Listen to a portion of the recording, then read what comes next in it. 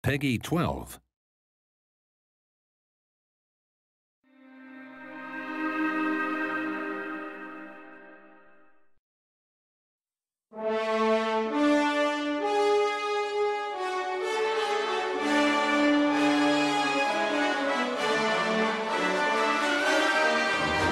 In Assault on Balaurea, a lot of the lore, in fact most of the lore, directly refers to events that have already taken place, both in Atrea's ancient history and as your David progresses through Aion's campaign quests. As anyone who played Aion knows, there was a great event called the Cataclysm that tore Atrea in half. This event killed millions of the planet's inhabitants and 2 of the Empyrean lords, including Lady Sela. What's left of the planet is shaped like an apple core, and Aion's fate up until now has been decided on the inside of the planet, in Elysia, Asmodee, and the Abyss. Now, in Assault on Balaurea, we get to travel to the outside of Atrea and explore a whole new part of the world, Balaurea. Balaurea is the Balor homeland. Until now, the Balor have been in the Abyss trying to find ways into Elysia and Asmodee. But the Aelios and Asmodeans have beaten them to it. They've found their way into Balaurea, taking the fight to their enemy. The 3 main zones are Ingerson, Geltmoras, and Silentera Canyon.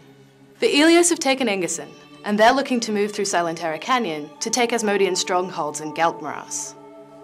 The Asmodeans, for their part, want to take Ingerson Fortress, and if they happen to tread on a few Balor tails on the way, so be it. Now both factions have Imperial Lords spearheading their attacks.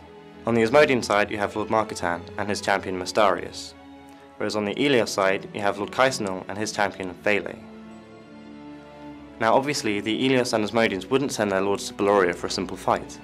And again it's the campaign quests in Geltmoras and Ingerson that really drive the player forward through the story. Aelios players are sent to Ingerson to help establish the obelisk network.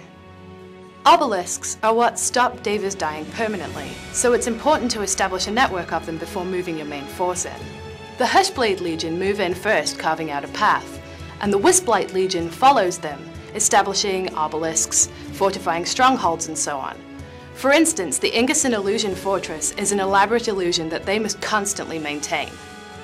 Another group that you'll encounter are the Petroliths, mechanical stone giants created by the god Aion as a weapon against the Balor. Many players are already familiar with Project Drakenhammer, an attempt by an ancient Deva named Theobomus to reanimate one of these stone giants.